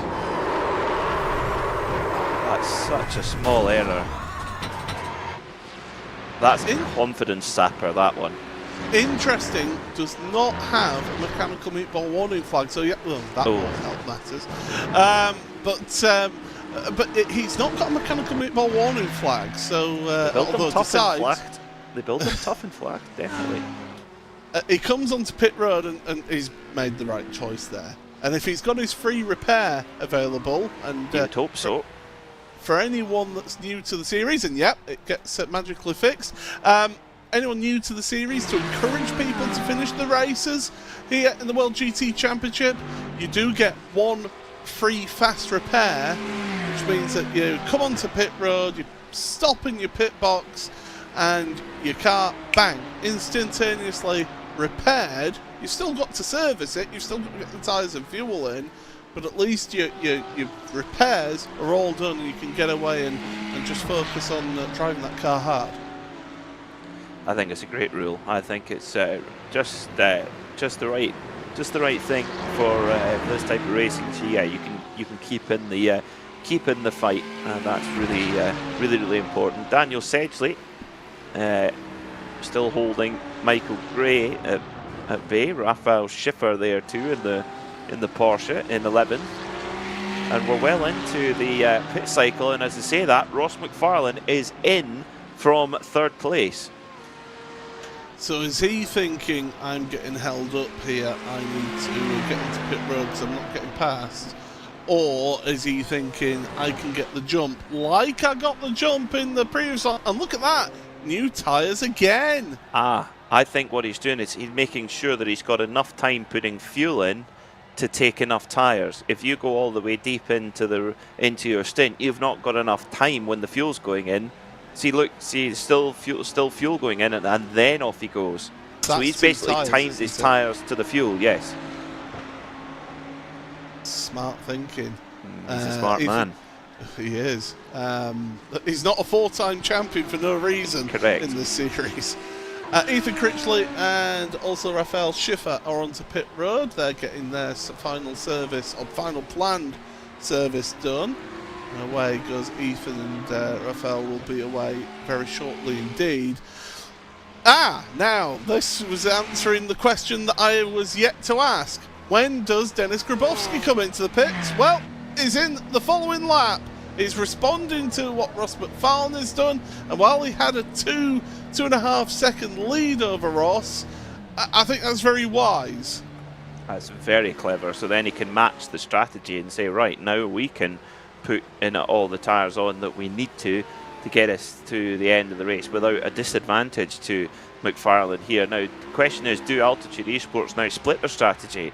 Do they just send Bume deep into the stint and basically say, James, you're on these tyres till the end, and we're going to do the splash and dash with sort of 15 minutes to go and see which one comes out best? That's the advantage of having 2 bullets in the gun, and Grabowski's come out with loads of time in hand here. He's loads of time, and he's got cars between him. Oh no! Cold tyres! Dennis Grabowski's into the wall on the exit of turn 3, and now he's got to wait for a gap in the field, and all that hard work that he's put in for this race, all done to naught. Oh, he's got suspension damage. Oh no. Oh, Dennis Grabowski, he had a World GT Championship race win in his hand. He'd come out of the pits after the final stop, same fuel, same tyres, everything, ready to drive it home, and it's all gone awry. Oh, what a pity. Let's get another look. Wow, that is a huge turning point in this race. He clipped it. I think he's lost it on before he actually hits that curb on the inside. Yeah, the rear was coming round, wasn't it? Oh. It's a Conor Romanek approved rejoin to the track though. I will say one thing for Dennis there. Yeah, it was already on the way round. Cold tyres. Oh. Oh, this will be playing in Dennis's head for days. He won't be able to sleep thinking about that. Here comes McFarlane. He's going, Merry Christmas, Happy Birthday to me. Well, that now makes you question. James Bume has been onto pit road. Oh. He's had his pit stop and he's come out ahead of Ross McFarlane in all of this. By So a margin. Bume has come out, and yeah, you said it, by a margin, and he's got the car between him and Ross McFarlane. Well, now remember, coming into this round, there was 16 points behind Bume, 16 points behind championship leader Ross McFarlane. If he can hang on here and get a win in the bag, then that gap, of course, will close down. So, we've got half an hour, well, 28 minutes remaining. There's Jack Sedgwick, who was in the lead momentarily. He does get a lap lead in the books, and he's just sat waiting patiently for fuel. I didn't actually see that car go up on the jack, so I think he's just going fuel only to the end here. And Eric Rosef, well, what a day for the Pro-Am driver in his BMW. Currently leading this race. If he crosses the line in the lead, that's a lap lead in the books. And very well deserved too, it must be said. Oh, this is quite big in terms of Pro-Am. Is Michael Gray is around, and that's at turn 3. Michael Gray's not pitted yet, so this isn't a cold tyre situation. Oh, James Bume slow. What on earth's happening in this race? He's got Grabowski ahead of him. So James Bume has lost 11 seconds, we're being told there. What on earth has happened there? I can't see any damage. Are we going to put 2 and 2 together? Oh no, this is after Michael Gray, and this is going to be another one, turn 5, and it's... Oh, that's a big hit. Well, we wondered what Ross McFarlane had up his sleeve. We knew, we've seen him with various strategical tricks. Actually, his biggest trick today has been avoiding the mistakes. Oh, Bume will be sick with that one. It's an expensive day for the team, for Altitude Esports, because you think Axel Slijeptrovic early on in the race into the wall at the S's. Dennis Grabowski has had his moment out of turn 3, and there we see James Bume around into the wall. Untold damage done to that car. No mechanical meatball warning flag, so I think he's just going to stick it out and try and get a result out of this one. But oh, if you're Mark Fletcher, I think we need to have somebody just on a Mark Fletcher watch right now this evening. Yeah, he needs a hug. He had 2 bullets of the gun. It would appear both were blanks. Oh dear, that is such a shame. That had the makings of an Altitude 1 too, didn't it? I hate to say it. So let's have a look at what happened to Michael Gray in that full tilt V Motorsport Audi. Flips the curb, car goes around. Oh, and he manages to keep it out of the tyre wall, to be fair. That's a good effort. But then he's got a whole queue of traffic. And by this stage of the race, Peter, it's not that easy to get going again because there's no real gaps in the traffic. No, that's what's so tricky. So, now, what driver we haven't mentioned a great deal about this this race is Jack Sedgwick, double winner last week at Mugello in this NX Ferrari, and he has just been quietly going about his business today, and if he can get this clean to the end of the race, he could be in for a real boon, because 640 points, he's still 84 points behind our championship leader, but the two drivers ahead of him, Bumi and Grabowski, have had issues. So this is a chance for Sedgwick to put some points on the board and close down in that championship chase. Anders Meyer comes onto pit road from second place, and that will give Ross McFarlane the second place in this race. Eric Rousseff still owes us a pit stop, as does Daniel Sedgley, Jeremy Bossandot, also Josh Boot, Livingston as well, and Stephen Koenig all owe us a pit stop yet. So we're getting to that stage where we're seeing the end of those second pit stops, and I'll say it again, I did not see Jack Sedgwick go up onto the jacks to get tyres at his pit stop. I'm going to sort of use my my sim here and have a look back at his pit stop to see whether he did actually take any tyres. Well, the track temperature, which of course is so important to how much tyre wear you get, it's hardly risen at all. It started at 18 degrees Celsius, it's now 19 degrees Celsius, so you could not ask for better conditions here, really. 26th of February, today's date in sim, so in Atlanta, Georgia, sort of mid to high teens, very, very pleasant conditions actually, really ideal for endurance racing, to be honest. So it could be that Sedgwick maybe just looked at the tyres and thought, you know what, no, I don't want to go out on cold tyres and have to heat them back up again. I'll just keep the ones I've got on and run to the end. And, well, we saw what happened to both altitude cars. The fresh tyres, they have to get put onto the car cold, and, well, we saw what can happen if you go on with cold tyres and they're not up to temperature. I will tell you that Jack Sedgwick did indeed not take tyres at his pit stop. So he just took fuel on like that final pit stop, and sometimes, as you say, if you've only really got time to take two tyres by a certain point in the pit stop cycle, it unsettles the balance having those cold tyres out the pit road when you've got warmer tyres either front or rear, left or right, depending on which ones you chose to change, and it gets you out of a rhythm, doesn't it? You've got into a rhythm with how the car has been, and then suddenly you've got a change in balance and you don't have that same rhythm with the car. No, I think that's where the thinking will be to keep the existing tyres on. It's still a brilliant run from the 284 BMW of Eric Rosseth, leading in Pro-Am by a good chunk, in 6th overall right now. And to be honest, you just don't know what pace the altitude cars have got after their incidents. Bumi, by some miracle, he's just done a 1:17.9. That car went hard into a brick wall. Actually, for Bumi, in my view, he's really got away with that. That's normally a race ender, that crash.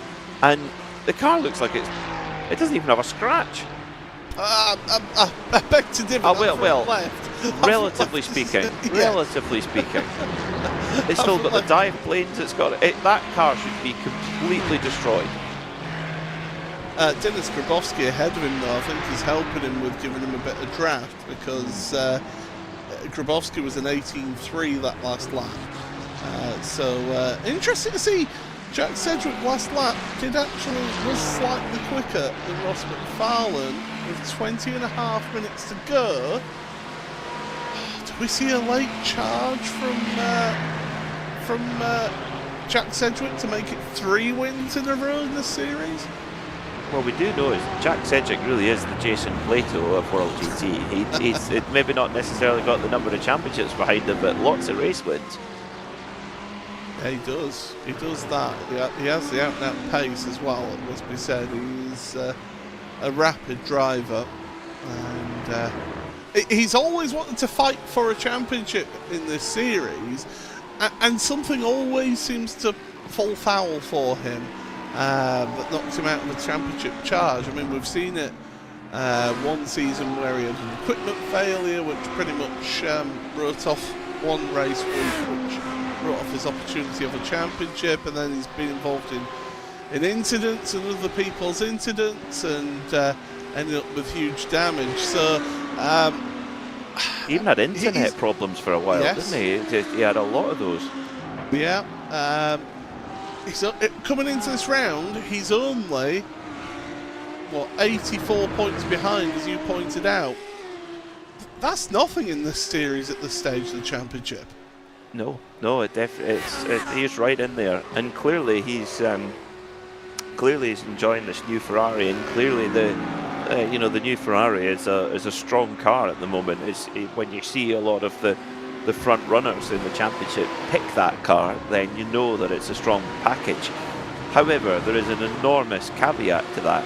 We are at the end of the iRacing season. Next week we have the 13th week, where there's effectively a big update and a changeover, and that is usually where we see the biggest performance changes from car to car. So right now the Ferrari's looking good, but it could change dramatically after the update next week. I think Jack Cedric will be glad and thankful that we do get one more week of this championship before that new iRacing build, which is coming up from Tuesday of next week. So that means that, and quite frankly, it is one of the biggest builds of iRacing that, quite frankly, I can think of in all my time of being an iRacing, and I've been a member since 2012. So it is a huge change that's coming. How that will affect these cars, we don't know yet. We don't know if there's going to be any changes to the balance of performance, how the cars handle, because these cars here that we're seeing in this race are going to be wet weather enabled come the new build. Now, we've still not had final confirmation as to whether the series are waiting to introduce that weather element to the championship, or whether they're going to hold off until the end of this season and have it from the next season. But certainly it's a huge change in the dynamic of this championship, potentially. Massive, absolutely massive. And I think it's not a decision you want to rush into, because there's a lot of unknowns, which some will be answered, but also participation is an important part of this championship, and having a big grid of 50 cars or so of varying levels of sim racer, from your more or less professionals to teams that do it for fun. And we don't really know yet what performance of hardware is going to be required to run the new iRacing range. So it could be that the series are going to take that into account, as well as the competition element. But it could be that you could actually lose grid numbers because racers don't have the hardware to be able to run the slightly more complicated system. I don't know. It's maybe something that needs to be discussed, though. Yeah, and that's where I think it would be wise to maybe hold off and wait until the new season of the championship, so that everybody knows from the get-go, right, no, this is a possibility that you may end up with wet weather in a race, and therefore you're entering at your own risk here, in terms of paying an entry fee for the championship. It's no different to the classic example of turning up to a motor race with a set of tyres that actually can't deal with the circuit that they're racing at. I'm thinking back to the 2005 Indianapolis Grand Prix that Formula One had. It's, at the end of the day, they knew what they were dealing with, and they had to withdraw from that race with all those teams. So it's something that I think you've got to have from the start of the season, personally. But of course, I'm not involved in running the championship, and neither are you, Peter. It's I'm just here to press a safety car button in case we need it. Oh, far more than that. Far more than that. We've got 15 minutes remaining in this race. We've had the final pit stops take place, so as things stand right now, Ross McFarlane has got a 2.5 second lead over Jack Sedgwick in second place, with Dennis Grabowski was a race leader down in third place after his incident straight out the pits, and a spin at turn number 3 has dropped him down to third place. James Bume in fourth led the first stint, and that is Cavalier around at turn number 1.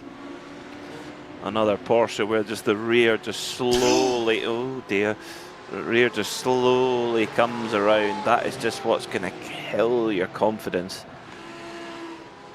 Round there at turn 1. Let's get another look at it.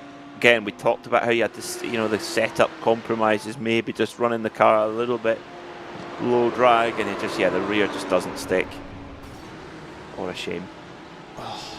Gets it back out on track. He's got a car coming round, he boots the throttle, and oh my Lord. See, that is where, if you've reversed it onto the track, you need to hold your brakes. Or just wait for a gap. Oh, just wait for a gap, yeah. Like we've seen other drivers do. Michael Gray, one of those who waited for a gap. Dennis Grabowski, another one that waited for a gap. At their own detriment, but it's the safe way back onto the track. Pro-Am, I know we've been mentioning him, and he's here on the screen right now. Oh no, that's Anders Meyer, sorry, that we're looking at right now. But his teammate of Eric Rousseff, there you see him in the other BMW. What a drive it's been so far for the Pro-Am leader here. Qualified in 5th place, don't forget. So he's where he started, and you look at his gap to the race leader, 12.5 seconds. That doesn't really tell the story of his race. What does tell the story of his race is Jamie Rushworth, 2nd place in Pro-Am in 13th, is 1 minute and 3 behind the race leader. It's just remarkable that, you know, to put nearly a lap into your class competition is stunning. Really, this has been an immense performance from Rousseff, and pretty ominous for his Pro-Am rivals. Although he's not in the top 5 in the championship right now, if he keeps driving like this, he can still win the championship. Schiffer's just dropped a ton of places, and I think it's a similar result as to what happened with what we saw with Cavalier a little bit earlier, and it is a Porsche again. So I wonder if turn 1 is turning to be the nemesis of that Porsche. Here we go. There's a Mercedes with no aero on it at all behind, but through turn 1 and around goes that back end. Oh, that's just so confidence draining, where you feel like the car should be sticking there and it just slowly gets away with you, and there's no catching it. That's the thing. It's you know, that's going to be really difficult, I think, to the drivers to cope with and to dial out. And I mean, how do you dial that out in the setup? That's going to take a lot of work. A little bit like how we've seen the Audi looking very, very nervous. The Porsche, yeah, it just doesn't seem to be a planted package there at all in the high-speed stuff. As they carry on, and the problem is now he's put a load of heat through those rear tyres. The next time he leans on them, he's not going to have as much grip as he's normally feeling, so it's going to take a few laps to get the tyre temperatures back down into a more workable working range for him. So it's going to be an uncomfortable few laps for Raphael Schiffer. The two Altitude Esports cars together, 3rd and 4th place, Dennis Grabowski and James Bume. It's a what-if day for them, as we see them. I was just quickly touching on the top 3 of each. So Rushworth is now in 12th with Andy Archer in 13th, just 3 seconds back from Jamie. In your AM field, it's still being led by Josh Boot, who's pretty much led from the get-go of this race for Josh.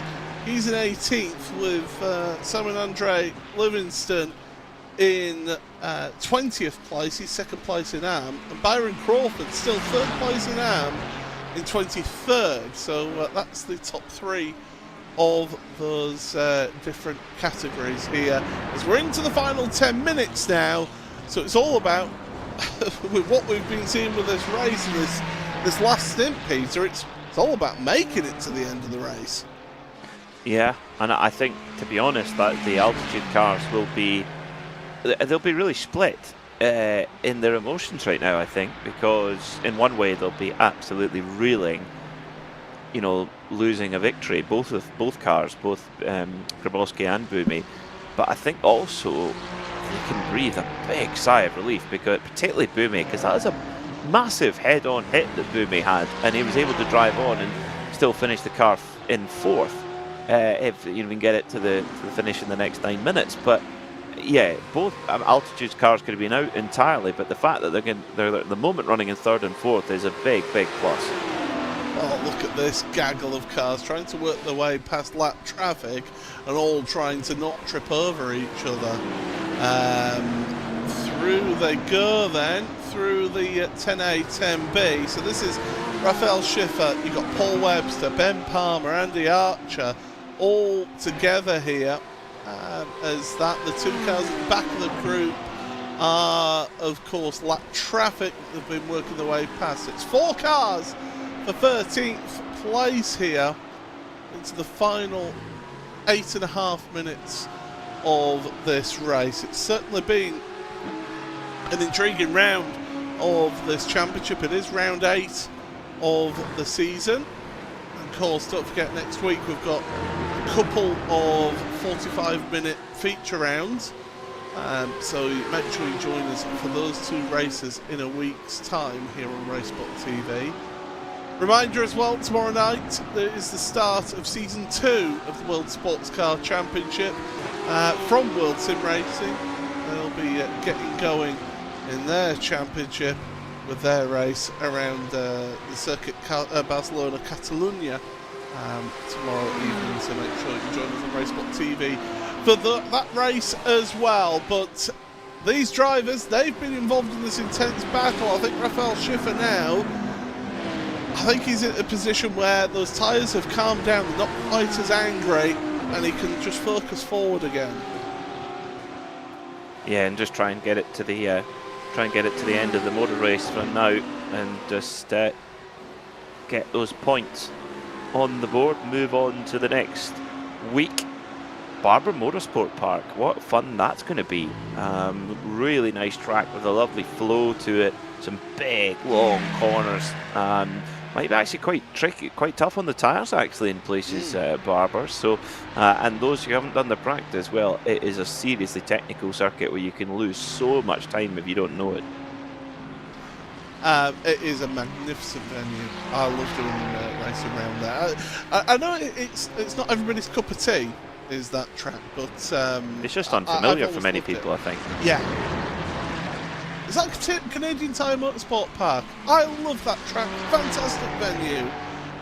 But not a lot of people race around there. I love it. It's in the right car. It's absolutely immense. In the HPD, I mean, to be honest, the local Morrison's car park is good in the HPD, but and those cars, those LMP2 cars of that era, I mean, turn 1, you're just carrying huge speed, turn 2, huge speed, turn 3, just not too much of a breathe off, and then bang flat through 4, and then down on the brakes, and using the agility of the car, and turn 5, it's just fantastic.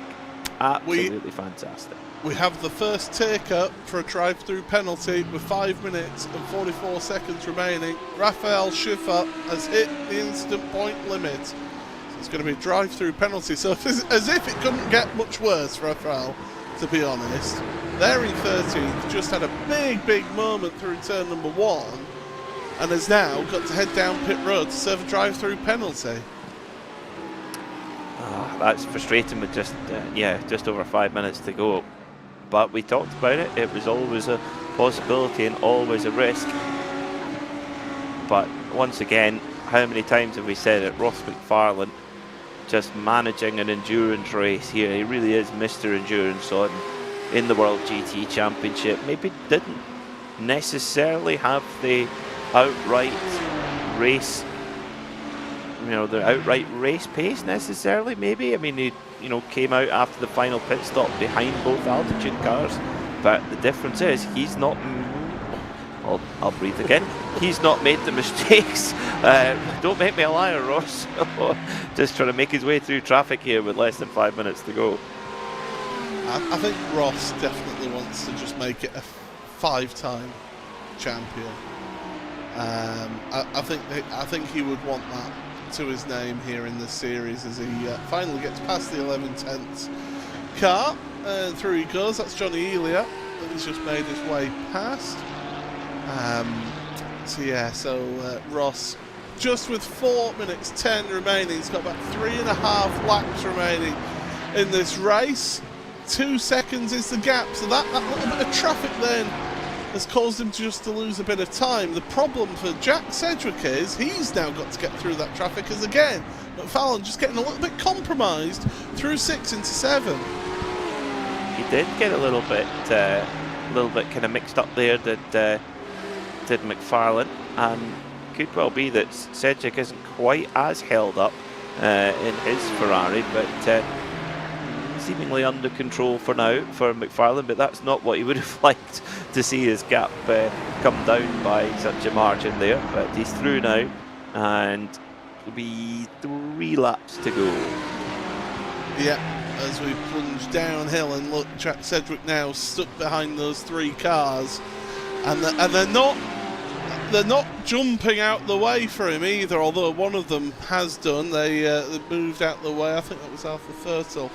No, it wasn't actually. It was a little bit further down is Alpha, and so Sedgwick just getting held up there, and what the traffic giveth to Sedgwick, it taketh away here as well, as he drops back on our timing tower. Paul Webster is right behind Raphael Schiffer, but of course Schiffer owes us a drive-through penalty. And he does definitely want to serve it, because if you don't serve it, iRacing, it is brutal if you serve a penalty post-race, and it gives you like a 45-second penalty added on to your final race time. Yep, so you got to get it served, get it out the way, as painful as it is to have to come down pit road at such a slow speed. Especially so late in the race. There he is. Yeah. Oh, that hurts. And he'll be hitting the pit limiter, coming through, and he'll be thinking, why? Why me? Why has this happened to me today? Well, he's just dropping down the order. And the 2 teammates then, Cavilla, Bonsardeux, one in the Lamborghini, one in the Porsche. It's not often that we see teams splitting the cars, do we? We usually see teams running the same cars to be able to run the same setups and same strategies. But is it a case of driver feel what they're comfortable with, and you think, well, let's just do that and split the cars? Well, it's nice to have that choice, isn't it? To be able to do that. And Altitude Esports here, very much in that position where they've got, they've got strength in depth with Boumé and Grabowski, who I think has been a superb signing. Of course, won the Pro-Am Championship as a privateer last season, and yeah, great work from Altitude to get him on board. And in the Pro Championship, very important. It's so close between WSR Esports and Altitude Esports. So I think yes, Grabowski and Boumé haven't got the win today, but given the incidents that they had to be sitting in 3rd and 4th, I think in the long run they'll take that. Ross McFarlane has crossed the line and has started his final lap of this race, just with 30 seconds left on the board. So one more tour of this magnificent, undulating, sensational, fantastic track, and Ross, he's just got to keep it on the grey stuff here, not make any mistakes. He can't really back off, because if you back off, you're more likely to make a mistake. Jack Sedgwick, however, has been going slower, so I wonder if his fuel is a little bit tight, or whether it's the traffic that he's been stuck behind has not been going his way. Well, we'll have to wait and see what happens here. Out of that corner through the right-hander. But Ross McFarlane is heading towards turns 10A and 10B here. Plunge downhill into the braking zone. He's just got a few corners to go. A little flick of the windscreen wiper to clean the windscreen for him. Through the right-hander over the top of the crest, plunge downhill, and Ross McFarlane is going to take the race win here in round number 8 of the World GT Championship Season 15. So that's first for him. Eric Rousseff, Peter, 5th place, only 13 seconds back.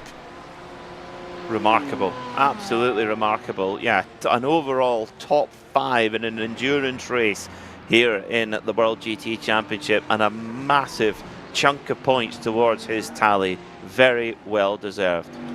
Josh Boots is your winning AM driver here as well. He takes the win for Atomic Esports. Another good round here after last week. And so Josh Boot taking the win for AM. Sensational stuff.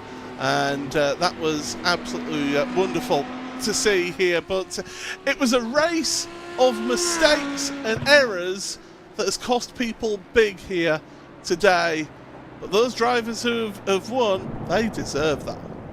Huge, yeah, massive results. And if you get through an hour and 45-minute endurance race here at Road Atlanta without mistake, you've deserved it, because this is a fierce driving challenge, very, very difficult, and well, it caught out 2 of the very best in the business, Boumet and Grabowski. So, with those drivers crossing the line, we'll be able to give you your provisional race results here for round number 8 of the World GT Championship. Ross McFarlane for WSR Esports Butt Kicker in that Lamborghini is the winner by 6.5 seconds over the Inex Racing Ferrari driven by Jack Sedgwick. Dennis Grabowski, who led 23 laps of this race for Altitude Esports, he finishes 3rd ahead of his teammate who led the first stint, 34 laps for James Bumey, finishes 4th. Eric Rousseff then did actually have 4 laps in the books as a race leader. He wins Pro-Am here for Racing Lab Esports in his BMW. Ahead of Michael Evdoka and Anders Meyer, Ethan Critchler, Daniel Sedgley and Jeremy Bossandeur rounding out the top 10.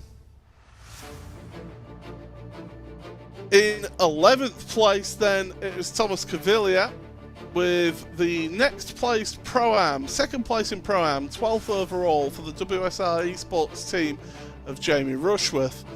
Paul Webster for Full Tilt V Motorsport in his Audi finishes 3rd place in class and 13th overall, ahead of Ben Palmer, Andy Archer and Arthur Thurtle.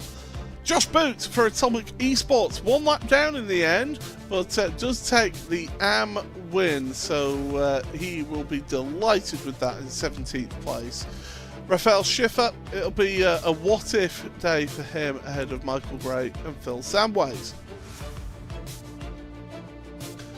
2nd place in AM for Racing Lab Esports, Simon Andre Livingston ahead of the 3rd placed AM driver for 11th 10th Racing team, Byron Crawford.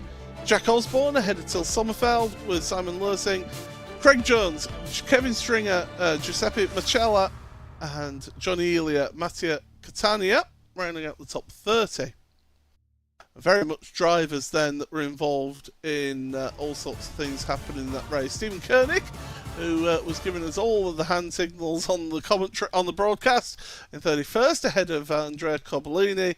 Dwayne Hoffman then 4 laps down in the end, and then through the rest of them did not finish. Ben Cullen. Also, it was looking through the field then, so it was Ben Cullen, Mark Hutchison, Jonathan Walker, Jesse Payne Wilkins, Nathan Healy, Dan Blackwell, Axel Sliptrovich, and Matt Loveridge did not actually take the race start. Wow. Where do we start with that one, Peter? Because that was certainly an intriguing race it was a bit of a slow burner to start with, all about the strategy play, but then it just all seemed to descend, didn't it? It did, and it just shows you that the strategy is just only one element. You've still got to deliver at the wheel of the car, and what when you're coming out of the pits on those fresh tyres, they're cold, and that's where you're at your most vulnerable, and that was proven with both the altitude Ferraris. They'd done one part of the job. They were both out ahead of McFarlane, and with a gap too. They could have managed that gap to the end of the race, but two driving errors really cost them dearly. Of course, we've been waxing lyrical about him in his BMW, but Eric Rousseff, what a drive. Qualified 5th as well, so was there on pace. Not like he caught lucky with a good lap. He was able to keep up, especially in that first stint, was keeping up with the leaders until they put the hammer down in the last few laps before their tyres stopped. The fact that he could even see them throughout that stint was remarkable in itself for a driver in the Pro-Am class, and he was richly rewarded, 5th overall, and needs to keep that going through the second half of the season to catch up in the championship. But if he drives like that, it's going to be it's going to be tough for the others in Pro-Am. And Josh Boot in his Lamborghini for Am, a top 17 result. Yes, he finished one lap down on the race leader, but top 17 still. Really good points for the Am driver, considering that the next best Am was 21st. And this is the big comeback for Josh Boot. Didn't quite get off to the start of the season that he wanted to, but after 2 wins last week and then a win this week, and like you say, with a big margin back to the next Am, Josh Boot's really on a charge and really getting to grips with that Lamborghini. He came into this round 132 points off of the Am lead. He's certainly going to be a lot closer for that. But next time, just 1 week's time, we head on over to Barber Motorsport Park for 2 feature races, rounds 9 and 10 of this championship. A different challenge that these drivers are going to be facing here next week at Barber.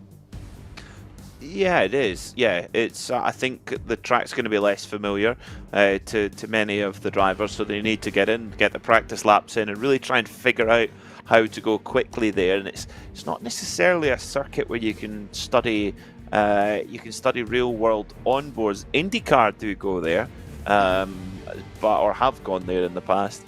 But IndyCar onboard's not going to give the same as the GT3. May be able to find some SRO stuff, maybe, but it's going to be interesting to see who gets the challenge of Barber right. We might see a bit of a shake-up in the pack. Well, that is going to be next week. One final reminder that tomorrow evening it is the start of the second season of the World Sports Car Championship here on RaceSpotTV. That one will be live from the Circuit Barcelona Catalunya. Make sure you join the team on that one. But I'm afraid that is all that we have got time for you here today. From myself, Paul Smith, from Peter Mackay, from our producer Connery Maddock, and everybody behind the scenes at RaceSpotTV, it's good night.